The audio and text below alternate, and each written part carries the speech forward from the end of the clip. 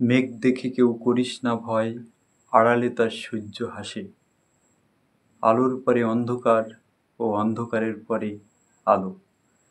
জাগতিক এই সত্যকে মেনে নিতে পারলেই আমাদের আর হতাশায় ভুগতে হয় না।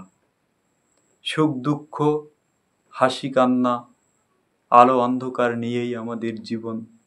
আমরা আমাদের প্রতিদিনের বেঁচে থাকায় আমরা সুখকে যেভাবে নিই, আনন্দকে যেভাবে গ্রহণ করি, দুঃখকে সেভাবে গ্রহণ করি না। মেঘ চিরস্থায়ী নয়, মেঘের আড়ালে রয়েছে সূর্য, তাই মেঘ তাকে কখনো ঢেকে রাখতে পারবে না। একদিন মেঘ কেটে যাবে এবং দেখা দেবে সূর্যালোকের হাসি। মেঘ ক্ষণিকের, সূর্য চিরদিবসের। স্পষ্টতই মেঘ এখানে দুঃখ, ব্যথা ও হতাশার প্রতীক। মানুষের জীবনে চলার পথে দুঃখ আসে, আঘাত আসে ও আসে বেদনা। স্পষ্টতই এগুলি মেঘের মতোই আসে ওই বিপদ।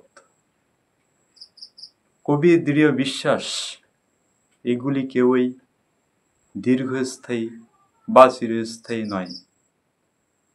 দৃঢ় চিত্তে, স্থির বিশ্বাসে, আত্মশক্তিতে আস্থা রেখে এগুলিকে অতিক্রম করতে পারলেই জীবনে দেখা যাবে আশার আলো।